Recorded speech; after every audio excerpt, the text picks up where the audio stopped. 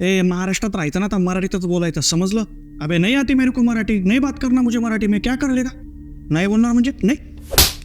जायच्या गावात तुझ्या. अबे तूने हात कैसे उठाया तूने? थांब, रुक जा बाई, तो भी रुक जा. काय चाललंय हे? अरे असं कोणाला मारून मुटकून भाषेची जबरदस्ती केली जाते का? बघ आज तो मार खायच्या भीतीने मराठी बोलेल सुद्धा, पण तो घरी जाऊन त्याच्या मुलांना, येणाऱ्या पिढीला काय सांगेल की मराठी लोक गुंडगिरी करतात. मराठी भाषा आपली आई आहे, मातृभाषा आहे. तिच्याबद्दल कोणाच्या मनामध्ये घृणा तयार व्हावी असं वाटतं का तुम्हाला? त्याच्या येणाऱ्या मुलांवर अगदी लहानपणापासून जर असं बिंबवलं गेलं की मराठी लोक अशा पद्धतीने वागणूक देतात, तर त्यांच्या मनामध्ये मराठी भाषेबद्दल काय एक समज तयार होईल? ते घृणाच करतील ना अगदी लहानपणापासून. त्याला जबाबदार कोण असणार?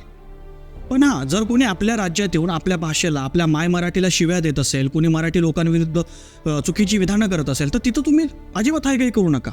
तिथं तुम्ही अगदी योग्य असाल. आधी त्याला प्रेमाने मराठी भाषा शिकायला प्रोत्साहित करा. त्याला सांगा की बाबा मराठी शिक, तू जर इतक्या वर्षांपासून इथं राहतोय महाराष्ट्रात, तर तुला मराठी यायला पाहिजे. प्रेमाने समजा. नाही ऐकलं, जर तो अरेरावीची भाषा करत असेल तर तुम्ही त्यावेळी त्याला प्रत्युत्तर करू शकतात. और भाई यार आपको भी समझ में आना चाहिए कि अगर आप इतने सालों से महाराष्ट्र में रह रहे हो तो आपको यहाँ की भाषा आनी चाहिए. आपको भी एक बात समझनी होगी कि यहाँ से निकले छत्रपति शिवाजी महाराज ने पूरे भारत में मुगल सल्तनत खत्म करके अपना हिंदवी स्वराज्य निर्माण किया था. मराठा साम्राज्य अटक से कटक तक फैला हुआ था और वो पहले ऐसे व्यक्ति थे जिन्होंने फारसी भाषा को हटाकर मराठी भाषा को अपनी आधिकारिक भाषा बनाया था. लेकिन फिर भी बाद में अटक से कटक तक मराठा साम्राज्य फैलने के बाद भी मराठों ने कभी भी किसी दूसरे राज्य में जाकर अपनी मराठी भाषा की सक्ति नहीं की कि आपको ये सीखनी होगी.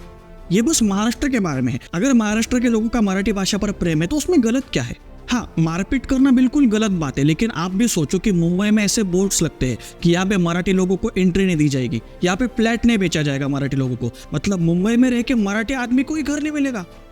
ये कहाँ का न्याय है? ये मुंबई महाराष्ट्र का हिस्सा रहे, इसके लिए बहुत सारे लोगों ने अपनी जान गंवाई है. आणि बाबा आपली मराठी भाषा आणि मराठी लोक इतकी पण संकुचित असू शकत नाही रे.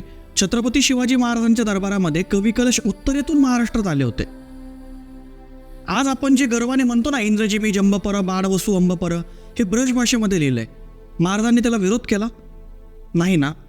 आणि विरोध हा हिंदीच्या सक्तीला, हिंदीच्याच काय कुठल्याही भाषेच्या सक्तीला असावा. परंतु याचा अर्थ असा नाही की इतर भाषांना आपण शिव्या द्याव्यात, त्यांच्या विरुद्ध चुकीचं काही विधान करावं. आणि अशा खूप साऱ्या गोष्टी ज्यामध्ये आपण अगदी बरोबर आहेत, पण काही गोष्टींमध्ये आपणही चुकतो. बाकी आप समजदार हो. आणि भावा तो पण सुज्ञ आहेसच. तुम्हाला काय वाटतं?